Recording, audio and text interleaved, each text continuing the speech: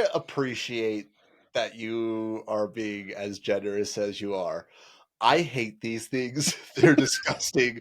They're abominations. They needed to be put down immediately. We needed to hire a dragon slayer. It's a Dragon claw, wing and scale.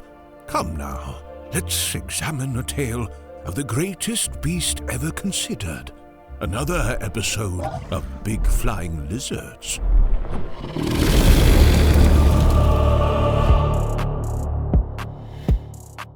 So, Ryan, first of all, welcome back.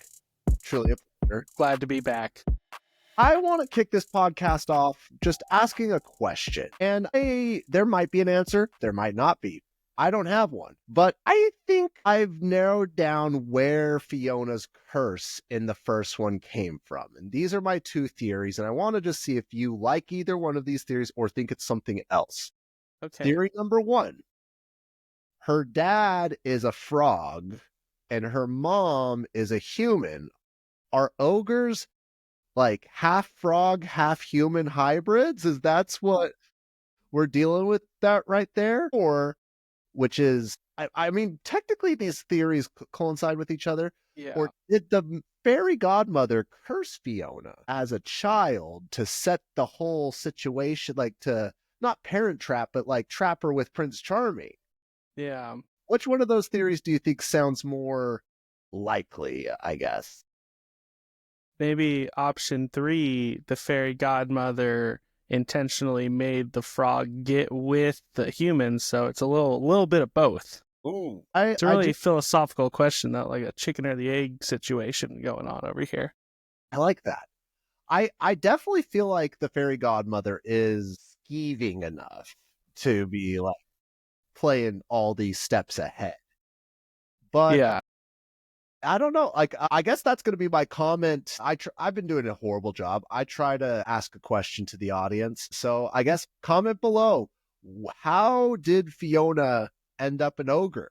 I think we can all agree that it is the fairy godmother's fault. Yeah. I think she pulled a Doctor Strange situation and saw a million possibilities for her son, and the one path that he got with Fiona involved her becoming an ogre. But she didn't count on Shrek. Is Shrek Deku over here? He's distorting people's perception of reading the future. Well, on that note, welcome to Big Flying Lizards, a dragon movie and television podcast. I am your host, Bryce Wilson. I am joined by the one, the only, the incredible Ryan of the Alluring podcast. Hello. That was such a nice intro. Hey, they know you. They love you. Yeah. You were back. If you haven't seen the Shrek episode yet where we covered Shrek 1, go back and watch it. But I'm quite confident that this episode is going to be just as good, if not better. See, what your fans don't know is I'm slowly trying to turn this into a Shrek podcast. They haven't figured it out, but they will. They might be onto it already. What? No. They could see it. Mm-hmm. Just a slow takeover of Shrek every episode. Nana Vagar might be saying that this is a divorced dad podcast where we identify instances of divorced dadness, but that's an episode that you guys will find out tomorrow that drops. But in the meantime, we are covering an amazing film, a legendary film, arguably, some would say, the greatest sequel of all time, Shrek 2. So with your permission, Ryan, I'd love to just dive on in and give the rundown of what we're talking about. Take it away. Alrighty. Shrek 2 is a 2004 American animated fantasy comedy film loosely based on the 1990s children's picture book Shrek by William Stake, directed by Andrew Adamson, Kelly Asbury, and Conrad Vernon, from a screenplay by Addison, Joe Stillman, and the writing team J. David Stem and David N. Weiss. It is the sequel to Shrek 2001 and the second installment in the Shrek series. The film stars Mike Myers, Eddie Murphy, Cameron Diaz, who reprise their roles and voice roles their respective who reprise their respective voice roles of Shrek, Donkey, and Princess Fiona. They are joined by new characters voiced by Antonio Banderas, Julia Andrews, John Cleese, Rupert Everett, and Jennifer Sanders. Shrek 2 takes place following the events of the first film, with Shrek and Donkey meeting Fiona's parents as a zealous fairy godmother who wants Fiona to marry her son, Prince Charming, plots to destroy Shrek and Fiona's marriage. Shrek and Donkey team up with a sword-wielding cat named Puss in Boots to foil her plans. Puss in Boots. Before we get too far, I have a question. Yes. I think we determined last episode that when we say loosely based off a novel, it's like loosely based, you know? So if the first one was incredibly loosely based, how loosely based we talking on Shrek 2? Because I don't think this is in the book. I'm going to be straight up. What are you talking about? It is line for line. No, it is. When I say loosely, I mean they share the names of the characters. Yeah, put a lot of weight on the word loosely in this one. Yeah, it is. It is not that based off the books, but you know, I'm sure the author. The author died actually. I had it here. He died. Shoot, it's going to pop up in my notes. Well, he's dead. But to quote Bill Gates, well, he's dead now. So, well. Man, R.I.P. that guy. He would have loved Shrek. He would have loved it right off the bat. Oh, sorry. Not to dive, but there's actually a second paragraph I want to get into real quick that has some interesting tidbits, if that's all right. Shrek 2 premiered in 2004, Cannes Film Festival, May 15th, 2004, where it competed for the Palme d'Or and was released in theaters May 19th by DreamWorks Picture. Like its predecessor, it received positive reviews from critics and considered by many to be one of the best sequel films ever made. It grossed $935 million worldwide, and it scored the second largest three-day opening weekend in United States history, and the largest opening for an animated film at the time of its release.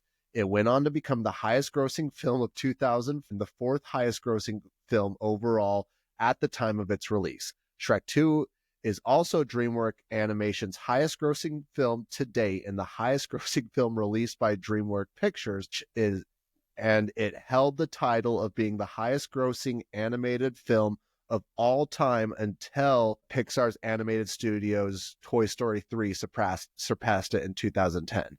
The film received 2 Academy Award nominations for Best Animated Feature and Best Original Song, and its associated soundtrack charted in the top 10 for the U.S. Billboard 200. So, a well-decorated film.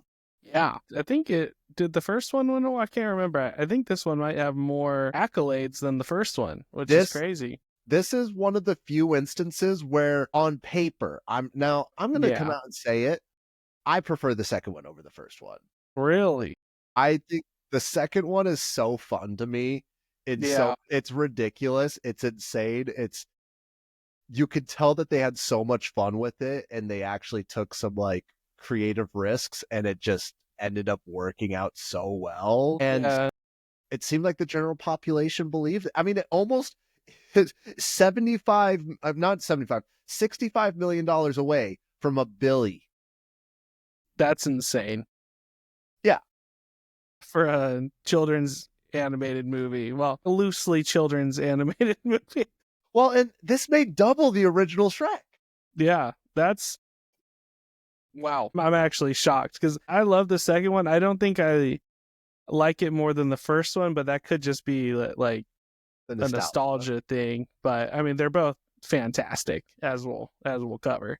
Yeah, absolutely. There's a few there's going to be several instances that as we get into the film, I love the amount of pop culture and just cultural references in this one. They did a little bit. I mean, they did a fair amount in the first one. This one, they just were like, put them all in there. Yeah.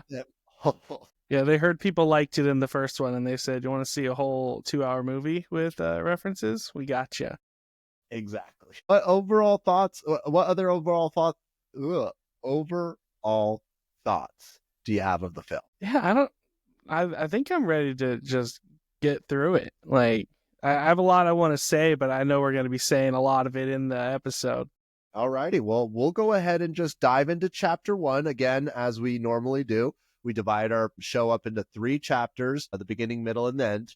Great ways to go about it. And then at the very end of the podcast, we're going to be doing a dragon grade, which there is a new dragon or new dragons Multiple. that pop up. But if you don't know who it is, you just have to wait to the end to find out, like we did when watching this film. But Yeah, call this a dragon movie. Also, loosely a dragon movie. But that's fine. There is a dragon. Dragons. There is a dragon. There is a dragon. Fear not. Chapter 1, The Invitation and Arrival. Shrek and Fiona return from their honeymoon as newlyweds. They receive an invitation from Fiona's parents, King Harold and Queen Lillian, to a royal ball celebrating their marriage. Fiona convinces a reluctant Shrek to attend, and they travel to the kingdom of Far, Far Away with Donkey. They meet Fiona's parents, who are shocked to see Shrek and Fiona as ogres, with King Harold particularly repulsed. At dinner, Shrek and Harold get into a heated argument, leading to Fiona to lock herself in her room, upset by their behavior. Shrek discovers Fiona's childhood diary and learns that she was once infatuated with Prince Charming, making him worried about losing her. Right off the top, so many, like, I love that the kingdom of Far, Far Away is just LA. Like, Yeah. it's like it's not even like they aren't even trying to hide it. Like, it's LA. Yeah, it wasn't like what was Duloc in the first one was kind of like, oh, it's definitely not Disney. This one's just like, no, it's LA. At the very beginning of this movie, they do another storybook intro, which you said in the first one was your favorite part of the movie. How did you like this one comparatively? Because I thought this one was pretty funny. It was pretty great. I'm not going to lie. I legit thought, like, if I was just watching the first one, like, did I accidentally start Shrek 1 when I meant to watch Star? Just Shrek gets a British accent instead of whatever his normal accent is. It's like, I'm pretty sure Hot Shrek didn't have his voice change, but Yeah.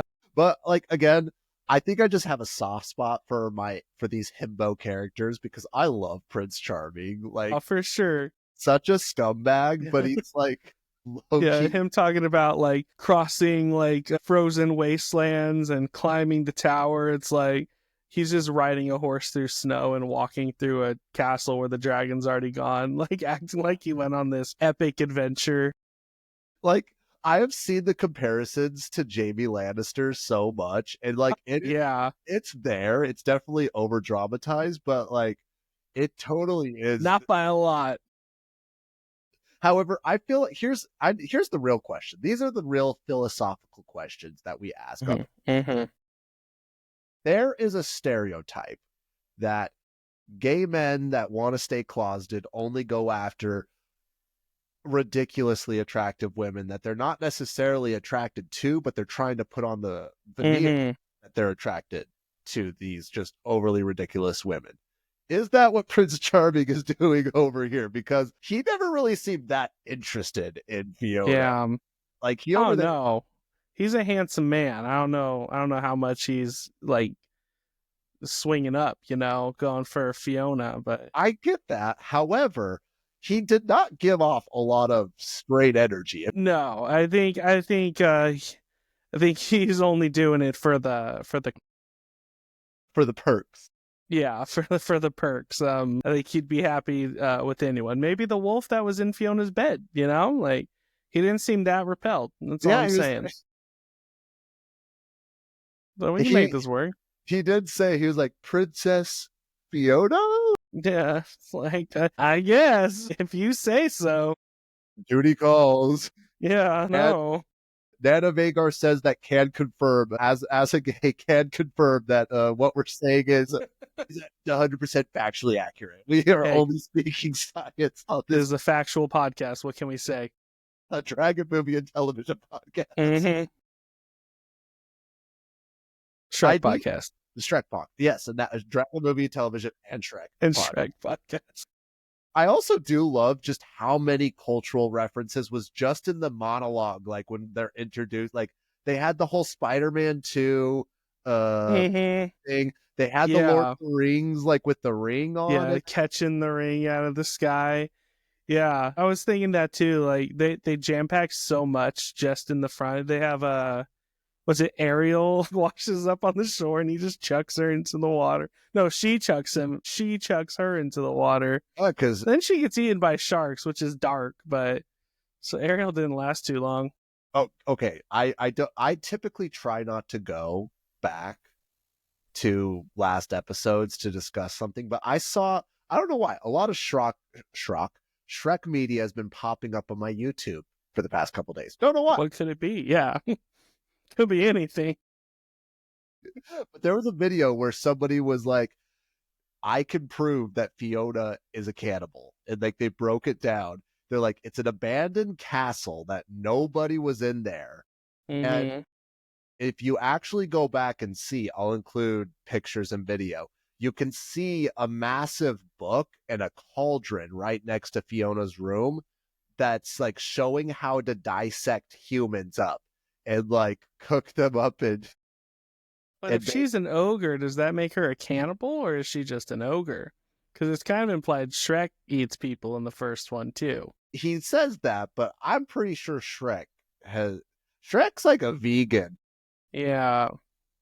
Yeah. Fiona follows through. Like if you're trapped in a castle, you gotta do what you gotta do. Yeah, And to be fair, like the dragon was roasting people. She didn't even have to cook them. yeah, true. I mean, I'm not going to come out and say that we're a pro cannibalize. No, but we're not a trapped in a tower, and you're also not really a person. You're an ogre. Like that's not cannibalism. I didn't see a Jimmy John's. Yeah, yeah. What was she supposed to do? Leave the tower? Yeah, exactly. Well, she probably ordered Jimmy John's, but the delivery driver didn't make it too far. Yes. I also did love how they had the wolf like reading Pork Illustrated. Yeah, the swimsuit edition. I'm like, okay, Yeah. that's something I didn't catch. No. Yeah. Okay, well, let's just move it along a little bit. I actually do enjoy, like, one of the most enjoyable scenes in this first opening part is the fight that they have at dinner. Like, it's just, Yeah. it reminds me of so many Thanksgivings. But yeah.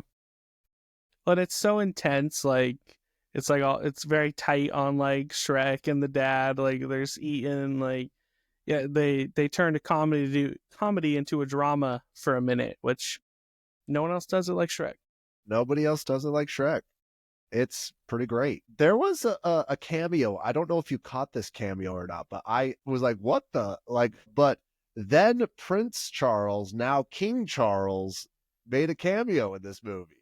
Really? Yeah, like when Fiona's doing her whole, I don't want to say musical, but the Fairy Godmother's doing her little musical with Fiona in her room, a picture of Prince Charles appears just randomly. I'm like, huh, that. Oh, Yeah, okay. I don't think I noticed that. It's Good for very him. quick. It's like, yeah, like the only good thing he's gonna ever do. Yeah. I pissed off the French listeners last week. Yeah. We kept the I'm British. pissing off the British this week. Actually, I feel like a lot of Brits that are below the age of 30 don't Yeah. know about the royal family. Yeah. My dad though has an aunt who's always like posting about she's British. It's not she's American. Like if she was American, I'd have words. But Yeah. Like, come on. We had a whole war over that. 1776 Yeah. scoreboard.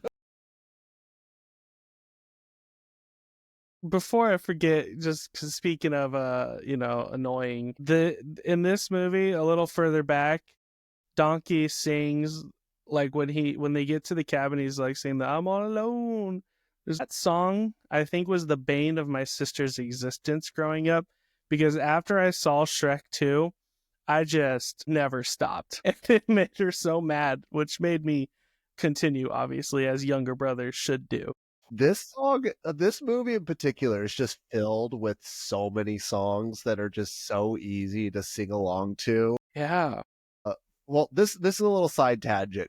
but I currently am a dungeon master for a campaign of Dungeons and Dragons that we're playing it. Austin is a player in it, and he plays a bard. And Boy. one of his go-to songs for spells, especially if they like fail, is Funky Town. And one of my favorite instances of all time, like I did a whole spell where I made it so essentially Austin was like just paralyzed, and he just was role playing that all that was going on is just welcome to a funky town. What your body, what your okay. I understand. I know, guys. Talking about D&D with other people is like talking about your dreams with other people. But hey, We established last episode that Donkey's a bard, so I think it's okay to talk about bards in this episode. You know, it all ties together. it all ties together. But really, there's not too much more to talk about, I feel like, with this particular section. Even though this is a longer, I shouldn't say, like, time-wise, there's quite a bit that happened. But at the same time, there really wasn't that much. Yeah, the only, like, important, like, part in the first part is Shrek basically being like, I won't change for you, and then Fiona getting mad about it, and then him being like, well, maybe I should change. That's about it. Yeah. Besides the, comedy gold. A lot of it. Mhm. But if it's all right with you, I think I'll go and have us dive into Chapter 2. Let's move it along. Chapter 2. The plot thickens. King Harold is secretly reprimanded by the fairy godmother who had arranged for Prince Charming to marry Fiona. Harold is pressured to get rid of Shrek or lose his own happy ending, so he hires Puss in Boots to assassinate Shrek. Puss fails to defeat Shrek and instead allies with him, revealing Harold's involvement.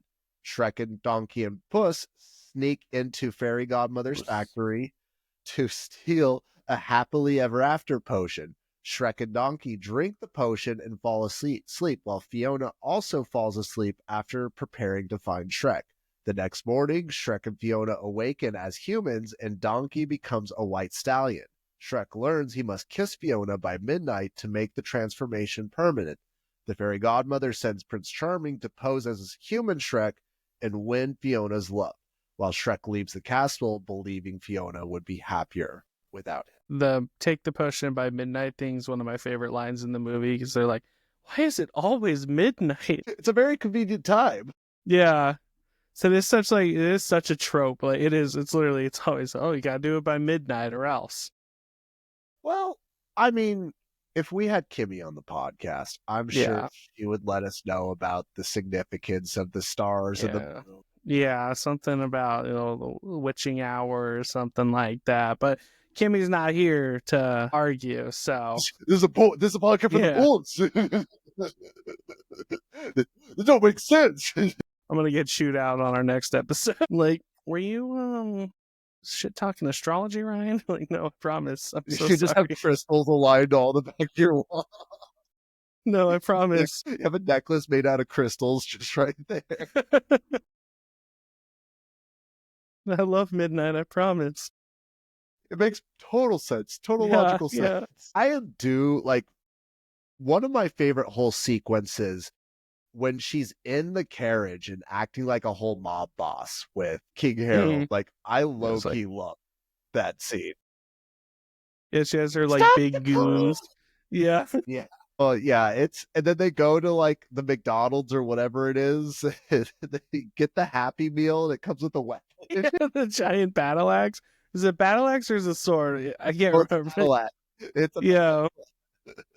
I'll take the medieval meal, please. This is what comes with the medieval meal. Yeah. Honestly, I'd probably go to McDonald's a lot more. Just saying. Yeah. Hear that, McDonald's? Yeah. Bring back the medieval. The 10-piece nuggets with the halberd, please. I'd like the McChicken and let's do a great sword on the side, please. Yeah. I'm feeling light today. I'll take the dagger. Let's get a little Middle Eastern and get a scimitar over here.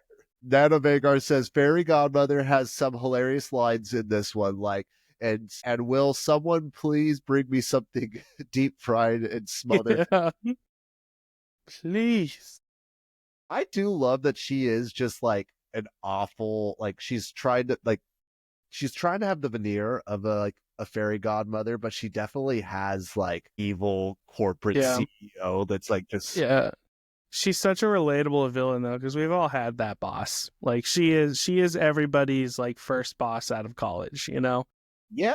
She's like the person who's friendly on the outside, but just Mm-hmm. deeply selfish and also just trying to like ride that nepotism train. Yeah. Her son, like Yeah. yeah, and I do love just their relationship that they have. Like it's so disturbing.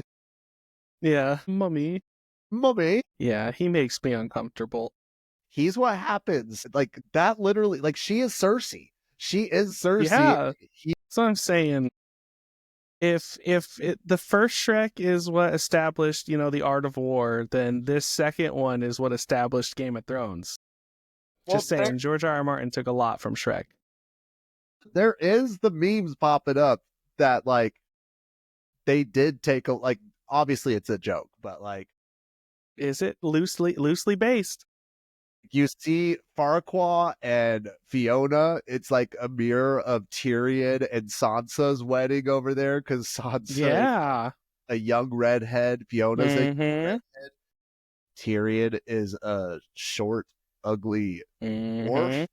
Farquaad is a short, ugly dwarf. Just saying. Tactical geniuses, Farquaad and And you know what? we're on to you, George. That's all I'm saying. This is why he's taken so long to finish. What's the last one? Winds of Winter? Is that the one we're waiting on? But he's taken so long because because the new Shrek movie's supposed to come out, and he's like, shit, I need more material, but they're taking so long to drop the next Shrek movie. Do we need to be pressuring DreamWorks to release Shrek? Release Shrek early so that we can get the damn Winds of Winter. You guys heard it here first, folks. Yeah, we cracked it. If you want Winds of Winter, Shrek 5 needs to come out. So stop tweeting at George and start tweeting. You're targeting the wrong person. We need to get David Lightbringer back on the podcast right now and have him reach out, send the good word. Another part that I do really enjoy is the Bad Apple bar. Yeah. Where all the villains are going. Like it's a lot of fun. There's a lot of like cool characters. You get to see Captain Hook. You see like the Ents from A Wizard of Oz. I think that's what it is. You see a couple of gnomes or dwarves or whatever it is. Yeah. You see the ugly stepsister. Yeah. And I love that she's called the ugly stepsister. It's like, I'm looking for the ugly stepsister, and she turns around and he's like, oh, found you. And she's just like, yep. There you are. Yeah, there you are. So messed up. So messed up, but it's hilarious. Yeah. It's funny. And this is where we meet my favorite character, Puss in Boots. Or sorry, Puss in Boots. He is such a good character, though. Like, I do find it. There's another fun fact I found out. If you notice, when we first see Puss in Boots, he's wearing a cape, and then he takes the cape off when he goes to fight Shrek, and he does not have the cape on for the rest of the movie. And I was doing good continuity right there. I was doing some research though, and the reason that they did that is because apparently at this point in time with 3D animation, it's still really difficult and challenging to clothing in particular. So they were like, hey, let's just get rid of the cape. The cape is not going to make that big of a difference. Because in the concept design, he had the cape. They liked it, but they just were like, okay, he has to have the boots. That's all he has. He has to have the hat too. Like the hat's just as important. But the hat's like leather, so there's not a lot of like flowiness to it. Yeah. But that's something I did just find interesting because that is interesting. You just sit there like, oh, nope, he does not wear a cape the rest of the film. Yeah. Funny how I'm trying to think, because the Puss in Boots movie came out a couple years ago, which is actually really good. And I'm trying to remember if he was wearing a cape in that one. I think he is. But, you know, technology's obviously come a very long way since 2004. Again, not to go back to last week's movie, but I saw apparently they started this project doing Shrek in 1995. Wow. There's some if you guys I'm not one to tell people to leave the podcast to go check it out, but I have to for this. Go Google 1995 Shrek animation because it will give you nightmares. Like, Well, yeah, that's probably, and that's going to be the Chris Farley voice, right? Or is that the? well, it's not that you can. It's just images. You don't Oh, it's actually just the hear or animations. see the Gotcha. animation. Yeah, Cool. it Yeah, is. that's probably terrifying. It looks like a nightmare. Yeah. Like I almost want you to look it up right now and just see it because it Gotcha. really is like his head is like comes up into a point. His teeth are like all he looks like a deranged hippopotamus. The like, Shrek animation test. Oh yeah, this is it. I think so.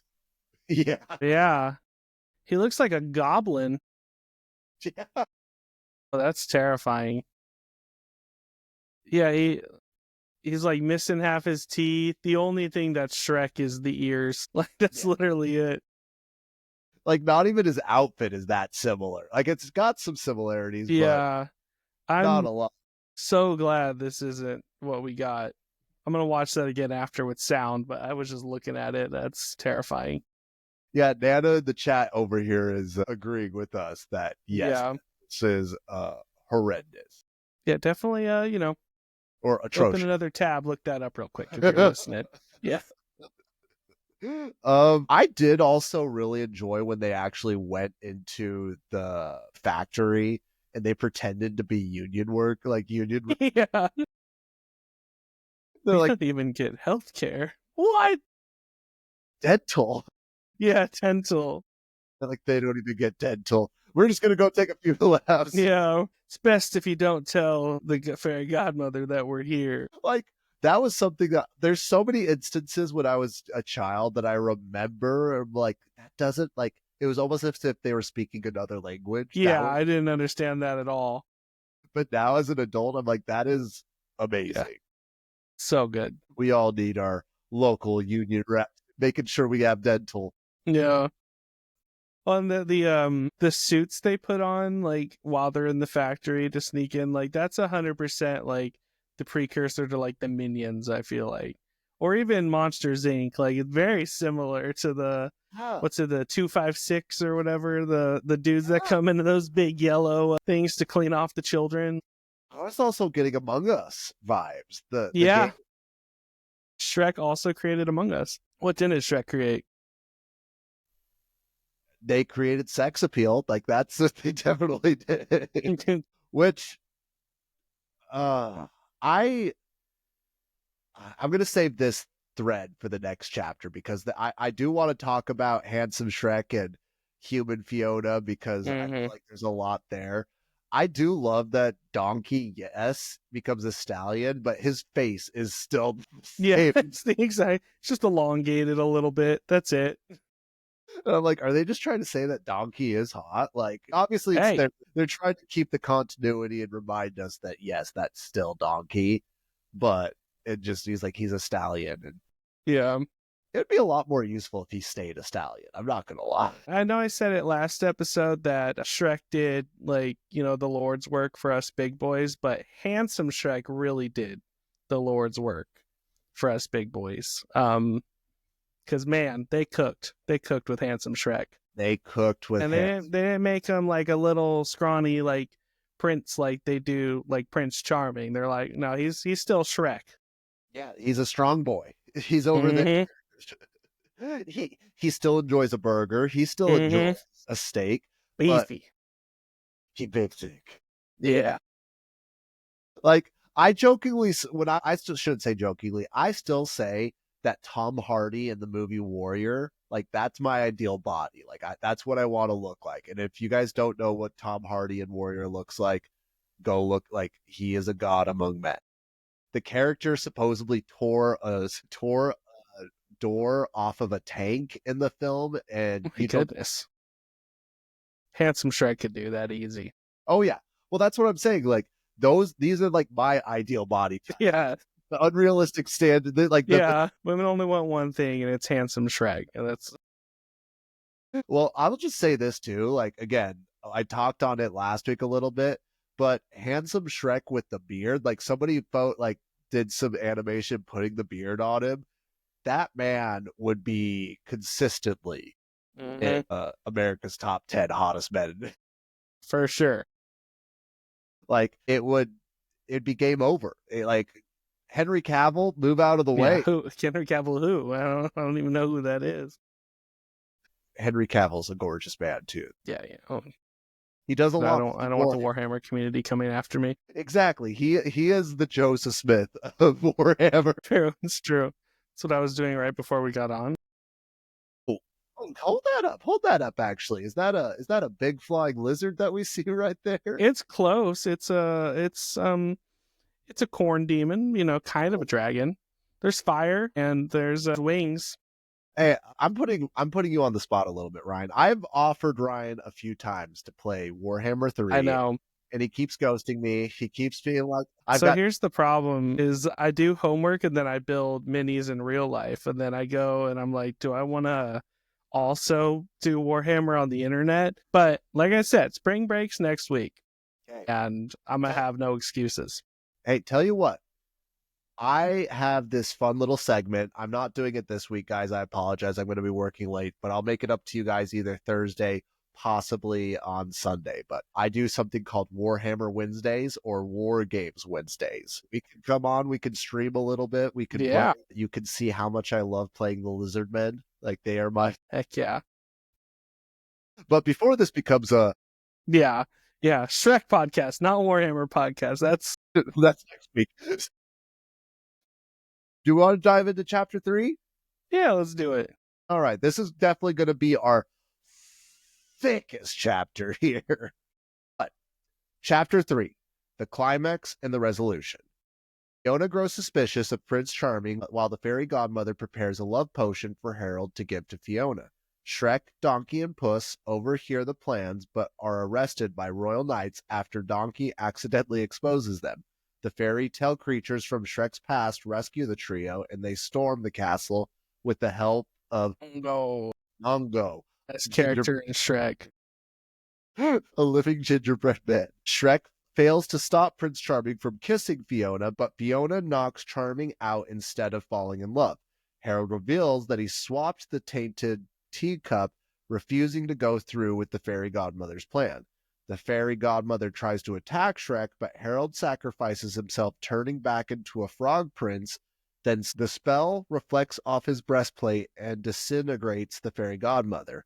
Harold apologizes and approves of Shrek and Fiona's marriage, admitting that he used the happily ever after potion to win Lilian's love. At midnight, Fiona chooses to remain an ogre, and she and Shrek revert back into their ogre forms while Donkey returns to normal. In the mid-credits scene, Donkey and Dragon reveal that they had hybrid dragon donkey babies. Terrifying. And they are terrifying and nasty. If someone had to design those. Someone sat at a computer and in their sick, twisted minds came up with a dragon donkey hybrid. Yeah. And if you zoom in on a couple of them, even though they're clearly not inbred, there's not a thought behind those eyes. I've seen pugs. Pugs that have higher IQs.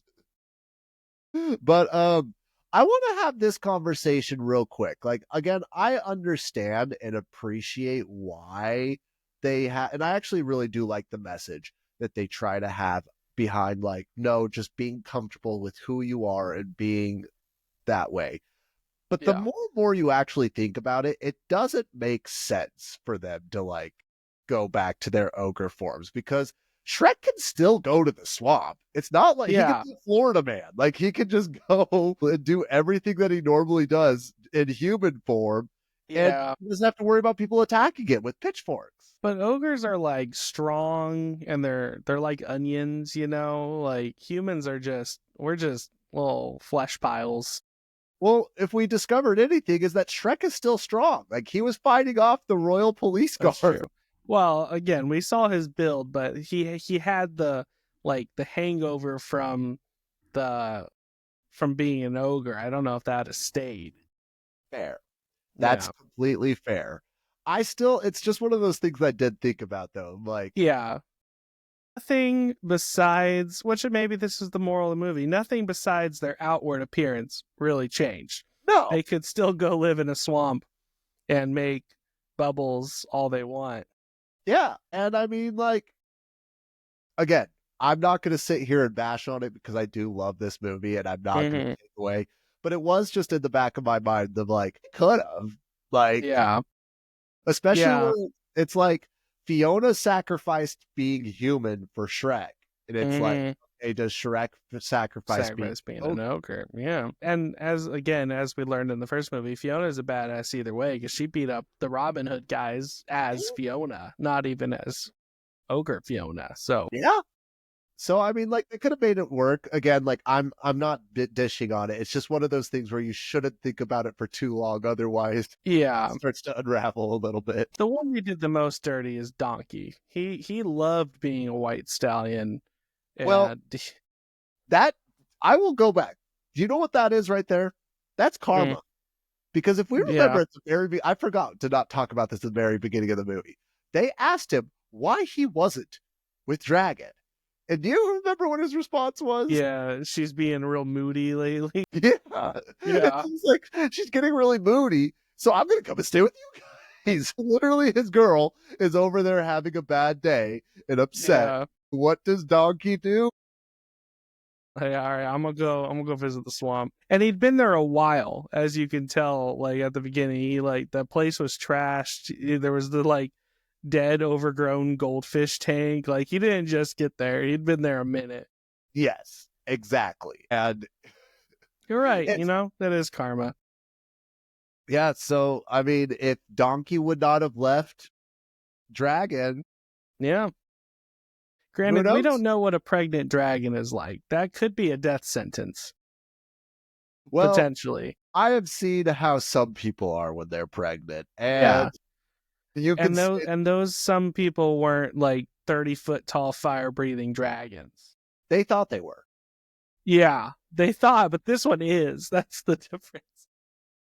Hey, I just am saying, last time we talked about how Donkey was not a good, like, he was just... No, he's not. He's not a great person. He's a bard. They're all the worst. They really are. I love bards, though. They're so fun. Yeah.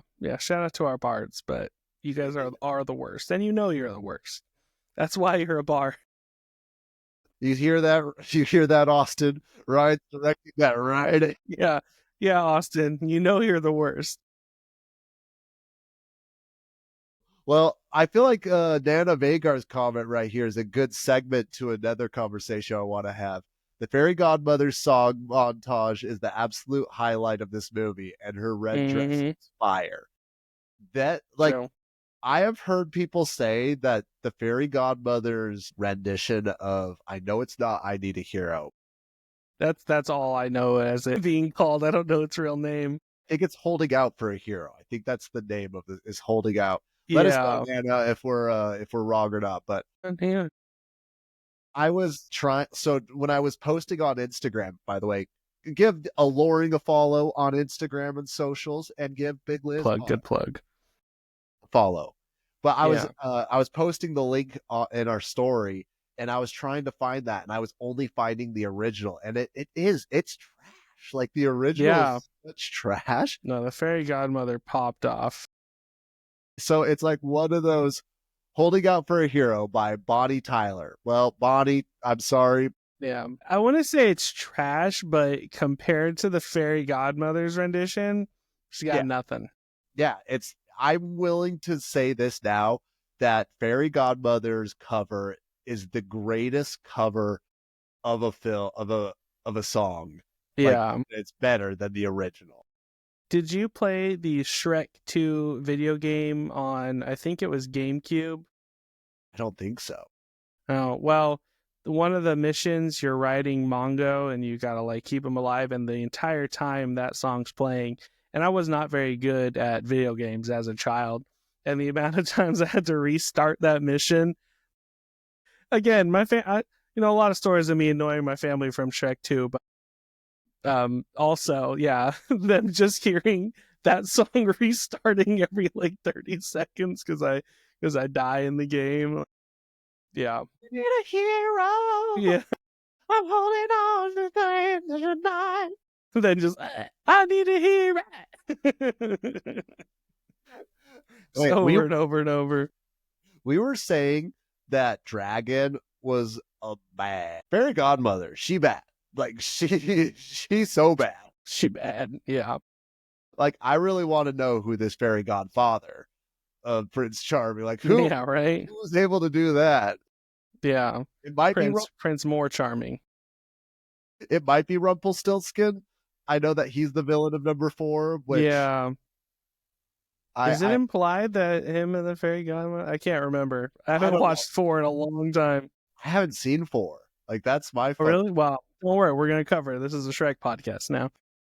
We are going to cover it eventually. But to me, like, and I think it's mainly because of the TV show Once Upon a Time. Again, like I used to love that show. Mm-hmm. Probably more than I should have loved that show. But the main most powerful person in the universe is Rumpelstiltskin in that show. And I low-key love it because he's like a character that is like he's in every single story somehow. Like he's the crocodile in Captain Hook. Like he's the one that's making all the deals. He's like the one who gave the evil queen her magical abilities. Like it's one of those things that I'm like, I love this. It doesn't make a lot of sense oftentimes, but also I'm blanking on the actor's name, but he does such a phenomenal job of it. He plays Durza in Aragon, and he's in Trainspotting. I'm so bad with actors' names. Here, Austin is probably... All I know is Mike Myers. That's all you need to know. It's the only one I know, yeah. Robert Caro. Pretty good actor. Yeah, I've heard a lot of good things about that show. Other thing that I do want to just point out, I feel like this is a good spot. I played the American Idol and Shrek for the DVD way more times than it truly deserves. No, because it's good. What do you mean more than it deserves? Well, I mean, you say it's good, but you can select like several different ones, different characters. Yeah. You say the song that you got annoyed your family with was the alone. That song I annoyed people. I'm too sexy for my shirt. Too sexy for my shirt. It hurts. It's Prince Charming singing that, right? Yeah. Yeah. Oh man. Man, that's a deep cut. I gotta go back and watch those. I remember watching them when I was little. It's been ages. I remember Prince Charming, and then I remember the Big Bad Wolf is like, and I'm hungry like a wolf. Don't the Three Little Pigs do like a rap song? I gotta go watch it. I can't remember. I do also remember this, that if you try selecting the winner as anyone other than Shrek, Fiona, and Donkey, maybe Puss as well, it's Simon Cowell. She's like, they chose me, everybody. And the funny thing is, they actually got Simon Cowell to do this. Yeah. Like, he's not in the movie. He is in the bonus feature. Did Shrek also start American Idol? Did Shrek make Simon Cowell's career? Maybe. I mean, American Idol was already established at this, but they elevated. Was it? I don't remember it. They elevated. Yeah. The Art of War was already established. Shrek elevated it. George R.R. Martin was already going. Shrek elevated it. You know? What didn't they do? I can't tell you. I really can't tell you. Shrek is love. Shrek is life. You know? He's everything. Funny enough, Holding Out for a Hero, both of the versions made it to number 8 on the Billboard 200. Yeah. Simultaneously, like the Shrek version and the Bonnie Tyler version. That's what this is saying. Now it could be. That's fantastic. Yeah. And then Accidentally in Love was nominated for it earned an Oscar. Oh no, it earned a nomination. It didn't get. That's the one during the montage at the beginning, right? Yes, yeah. That's the one at the montage. Also a banger. Was that Smash Mouth as well? No, that is Counting Crows. Okay, I don't. You haven't heard They of Counting Crows? Apparently not. I only know how to count to one. Crows are really hard to count. And they move around, they squawk. Yeah, I'm just too busy. I can't. I'm not wearing my glasses, so I really can't count. Another fun fact about the movie: this was the first film to open in 4,000 theaters on opening night. I don't know why that it took so long for them to get to like actually having 4,000 theaters. Yeah. I guess it's just in such high demand.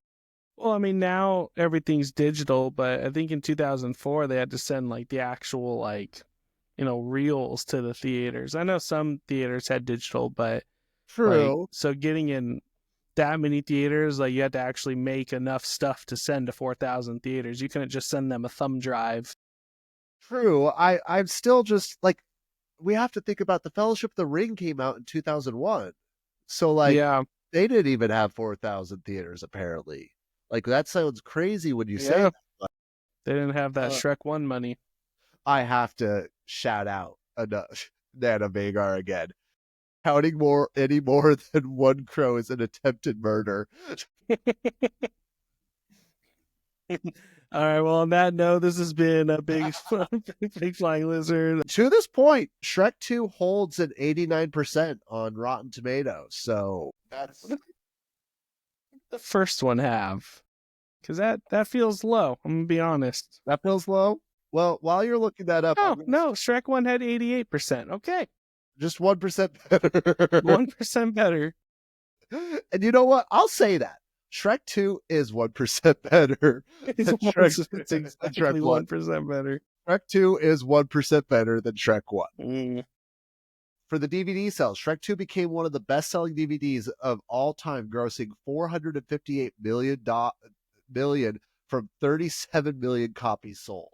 Yeah, that's... People loved it. People wanted it. Yeah. And every poor parent out there not realizing Shrek Karaoke was on it. Shrek Karaoke. It's truly something of complete art. Poor unfortunate souls. That it is. Do you have any final thoughts that you want to go over for the film? Well, I guess just one thing. You said Fiona knocks out Prince Charming. She doesn't just knock out Prince Charming. She full on like headbutts him, which is just a baller move. He had it come. I have to say this too. He did for sure. One of my favorite lines from Prince Charming is that they're talking. It's at the end when the king is meeting with the fairy godmother and Prince Charming, and he's like, she hasn't fallen in love with me yet, which is no fault of my own. Yeah, how am I supposed to act like an ogre? I'm like, that's such a an he's amazing the worst. line. He's just like, she hasn't fallen in love with me, which is no fault of my own, obviously. What's there not to love? What hurts is we all know that guy. What hurts is we've been that guy for several months. So when you see Prince Charming, he's such like a blank slate character. Someone comes to mind when you see Prince Charming. And you're just like, ugh. Yeah, he's nasty. He is almost the very definition of a himbo. Like it's for sure. Oh, there was one thing that I wanted to say that I'm blanking on it. This is something that I caught. Again, I didn't catch this. I only saw this because I was looking up memes to post on our TikTok. If you catch it, one of the girls, when Shrek wakes up and he's hot Shrek, calls herself Jill. And she's like, oh, I've got this water for you. And it's a reference to Jack and Jill went up the hill to get a pail of water. That scene's hilarious. I completely forgot about that one. There's the three maids in the tavern. It's like, oh, Shrek, hello. Made these women in this movie so thirsty. Like, not just those three, but like all, like Puss in Boots, like when Donkey has dragon, he has two. Yeah. I'm just like, Puss in Boots is a baller too, man. He not just a puss, he gets the puss. In boots. And but he has to take them off. He has to take them off. He doesn't need to. Alrighty. Speaking of not having to take them off, are you ready to talk about these monstrosities? Yeah. Alrighty. Well, actually, hold on. I messed up. I do not have this pulled up yet, so please hold as I pull up. I'll send it. I'm alone. For you beside me. My problems are gone. no one to drive me. We're almost there. Stop singing. Okay, Donkey Dragon, make a copy. Okay, here we go. Okay, we can't start it for you, baby. I could be. I could be. When Donkey sees, hey, Puss got game, and he was gonna steal Shrek's girl. Like, yeah, easy. Like he was going to clay. He was gonna. That's really why Shrek wanted to turn back into an ogre. He knows Puss in Boots would have stolen human Fiona. I am willing to lay down money that Puss could have gotten Fiona to kiss him within like half an hour. Yeah, and then if she would have taken that medicine, game over. A medicine potion. Here's my question: Did the king actually drink the potion? Yeah, I think so. But he's already married, you know. I don't think he was expecting anyone to kiss him before midnight. So, yeah, he's married. He's not getting kissed. His wife, I guess. Like, he's not getting kissed. They've been married for over 20 years. Yeah, and he's a frog. And he's a frog, which I actually think, does she kiss him when he's a frog? Yeah. So maybe they refell in love. Yeah. Okay. But speaking of some frog in your life, each week we do a dragon grade on the dragon that we see within our film. We divide the grade up into 5 categories. Those 5 categories are design, special effects, character, film, and X factor. We scale that on a scale of 0 to 10, with 0 being abysmal, 10 being incredible, and 5 being okay. This week, we're going to be doing a dragon grade for Donkey and Dragon's Offspring, which I'm sure there is a name for it, but I'm too disturbed by them to look it up right now. Like, Drankies? Dronkies, according to the Shrek wiki. Yeah. Dronkies? I had to pull up a picture because I needed to see the beasts one more time before, Dronky is what they go with. Ryan, I'm going to give you the floor. On a scale of 0 to 10, what do you give the design for these monstrosities? 11? No. Man, I mean, so here's the thing. As a dragon, terrible, disgusting. But someone had the just overwhelming task, as I've said, of having to make a donkey dragon, and I don't want to take that away from them because they worked with what they had, you know? So I'm going to give these little disgusting monstrosities a 6. 6. Yeah. Well, Ryan, I appreciate that you are being as generous as you are. I hate these things. They're disgusting. They're abominations. They needed to be put down immediately. We needed to hire a dragon slayer. It's a 0. It's abysmal. This is the 0. This is the lowest score I've ever given in a design for a dragon. Now, I hate the design. They're so ugly. They're disgusting. Like, donkeys and dragons should not mix at all. You know, like sometimes you see like a really ugly dog and you're like, that dog's so ugly that it's kind of cute. Like, but here's the thing. I've seen those dogs and I love my bulldogs. Fun fact, I'm actually adopting a pug on Friday. So I'm going to be you're adopting a donkey.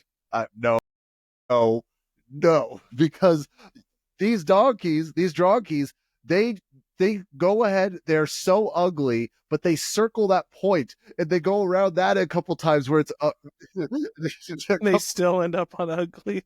And they somehow, but that is like building up proportion and they go flying off and become even more ugly. So I give it abysmal. It's a 0. They're disgusting. They're disturbing. I hate how they look. They look like they need to be put down. They do not look good. I have different opinions for the rest of the scores, but I'd love to hear what is your thoughts on the special effects. So this movie, I feel like, and maybe it's just because I loved Shrek 1 so much, I felt like the special effects in this one were a little worse than the first movie. Okay. Still good, but like I feel like maybe they worked more on the story instead of the special effects. So, and then also the dragons are terrifying. So, but they're still good. I'll do a 7 for the special effects. 7. Alrighty. Well, something that we need to consider, had this note down, so I'm going to actually get it pulled up really quickly. But because of the success of the first film, the three main leads being Mike Myers, Eddie Murphy, and Cameron Diaz, they all got $10 million added to their contract for this film. Yeah. Which That came from somewhere. that came from somewhere, which makes me feel so bad for Farquaad. Yeah. Like, I should He say could've- Farquaad, but for the voice actor of Farquaad. Like, Yeah, he really needed to be in the sequel. yeah, like, he had to Yeah. come back somehow. But I know, that's not special effects, but I feel like that might be No, what- for sure. Yeah, I'm sure the budget for that department went down a little. Plus, computers got a little better. And I feel like if I hadn't just watched the first one before I watched this second one, I don't think I would have noticed it as much. But there's a pretty noticeable like degradation, I guess, in like the quality. here's the thing, like, I am going to agree with you that I would put the one better. I still think it's great though. And Yeah. great technically translates to an 8, as 8 is That's great. fair. Yeah. So I am Yeah. giving No, it, I gave it a loose 7. You know. which is very good. Yeah, Very loosely good. based on 7. Now, this one I'm imagining is not going to do as well for this character. What would Oh, you you could be wrong. possibly? What is the character of Dronkies? Is this the X Factor or is No, this no, no. just the? Oh, okay.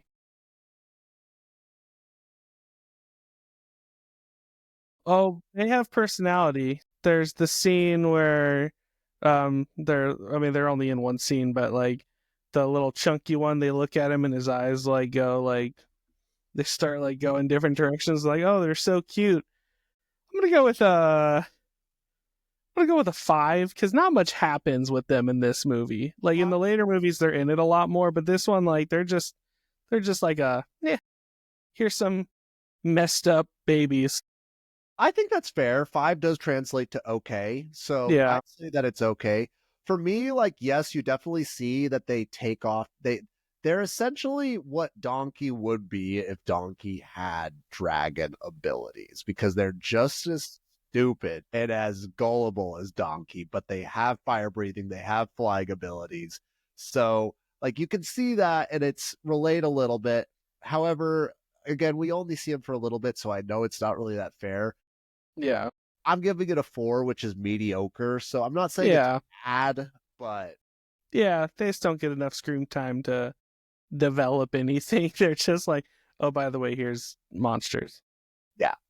now the film score. What do you give Shrek 2 as a film on a scale of 0 to 10? So I gave Shrek 1 a 10 out of 10. You did. And like I said earlier, this one, still love this movie. I don't love it as much as the first, but it's still such a good movie. I'm gonna do our 0.5s allowed. 0.5s are All allowed. right, I'm gonna do a 9.5. 5. I feel like that's very appropriate.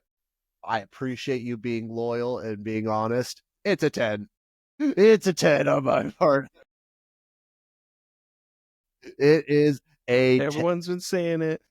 You know it. I know it. Everybody knows it. Now, to what it's probably going to get its best score other than the film score. What do you give the X Factor for the All job? right, so my X factor for this one is you have never and will never see anything like a Donkey in ever again besides Shrek.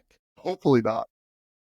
And no one does it like Shrek. X Factor, I'm gonna go 9. You're going 9. Yeah, I mean, I sent you a picture in Discord, and we'll get it posted other places so people can see. But that's why. That's why I gave it a 9. I'll include it in the video when the final cut comes out. Yeah. I do agree. We are never going to see anything like this again. And maybe it's a good thing. And it is a good thing. However, this is where you were giving it the 6 for credit and design. This is where the X Factor, like, okay, like I have to give it credit. Where it's funny how they have the hooves, but it still has the scales, and then like it has the buck teeth, and it has the ears, and they're all different colors. Like we're not going to see that. I want to know how much ketamine they were on when they came up with this idea. I want to know. Yes, all of it. They were making Elon Musk jealous with how much they were on. He's like, all right, so there's going to be 4 of them, all right? And they're going to have mohawks, and they're going to have dragon wings, and they're going to have lazy eyes. It's going to be crazy. It's going to be the best thing they've ever seen. They're going to love it. They're going to love it. Sir, the movie's already being exported. Put it in the post-credits. Put it in. They got to see the dronkies. Simon Cowell's asleep on the couch. Like, is my part? Did they get my part in? On that note, it's a 10 for me. Like, yeah, that's fair. I wanted to do a 10, but I was like, no, I'm gonna back off a little bit. But yeah, I could change it to a 10. It's not too late if you want. Yeah, I'm gonna change it. It's a 10. X Factor's a 10. Alrighty.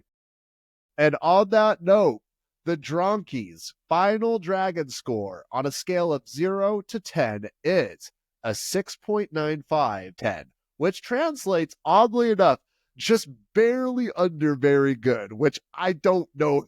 That's perfect. Funny enough, 6.9 is what I gave the dragon last episode. So, there's a sign. Meant to be. That 0.05 throws it off a little bit, but I'll take it. We'll saw it off. So yeah, it's loosely 6.9. Well, that is the show on Shrek 2. Ryan, I want to thank you again so much for coming on. I'm going to give you a moment to plug your stuff again in a moment, but we are going to be talking about Shrek 3 and Shrek 4 on a later date, just because I do have a calendar of things to be bringing up, and I want it to be a little bit closer to when Shrek 5 actually does come out. So we'll be coming back on there. Ryan, that's when we'll fully transform this podcast into a Shrek podcast, is when, each episode's just like 5 minutes of an episode. We turn into an hour-long discussion. And I think that's the only thing. But Ryan, again, I want to give you go ahead and plug your guys' podcast, plug whatever you're wanting. I know that you guys are getting ready to start season 3, right?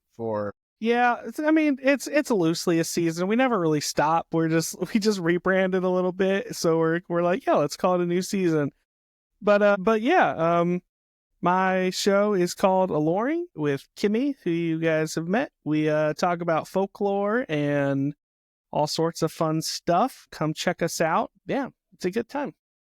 It is a very good time, and again, sort of like what we do on here, they have fun over there. They're not over there, like, yes, they have their notes and they do a lot of research and they do a very good job, but they also know that there's a thing called fun. Yeah, my biggest flex about my show is that the cryptid community hates me because I can't take it. A lot of cryptid people take cryptids very seriously, and I'm just a goofy guy. I'm just hanging out, like. Here's the thing, Ryan. Do you know who's the most popular I should say historian? He's not a historian, but like, who has the most popular tie to history and like reviewing history? It's Dan Carlin. And Dan Carlin, the historians hate Dan Carlin. Just a goofy guy. He's a goofy, and Dan Carlin. Is it Dan Carlin or Dan Carlin? So yes, with the hardcore history, and he does his incredible deep dives. Like that's what this podcast actually is going to become, me just talking up Dan Carlin. I'll talk about his podcast and you selling people that they have to go listen to him. But anyways, Ryan, again, such a pleasure to come on. I'd love to have you come on next week and do War Games Wednesday if you have. I'm there. You guys will see how bad I am against real players with when it comes to this game. But in the meantime, for the blood god, good luck. Are you going to give me a tease on who you're going to be playing as? Yeah, blood for the blood god, skull for the skull thrones. Is it That is Skull all. Cape, though? Or is it the Star brand? There's the new one that just came out. So good. Like, Yeah. when he first came out, he was god tier. Like, I Yeah. used to do a picture. I had about 30 armies just lined up and Yeah. Well, sailing. I love the concept of that campaign is you lost a battle, so you lost the whole campaign. It's over. Like, you have to be undefeated, and I love it. It's my favorite. Yeah. Because what's the point, if you're not undefeated? Scoreboard. Scoreboard, exactly. All right. Corn's counting. Corn is counting, and he's counting down the seconds here. Thank you, Ryan, again for coming on. Please give a lowering a follow and a like. This is Big Flying Lizards. I am Bryce, your host. Like, share, subscribe, join our Discord, join our TikTok, all the fun stuff. And we will be back next week to talk about Disney's 10 Rings, which will be interesting. Yeah. Yeah. Yeah. But all right, guys, have a good night. Bye.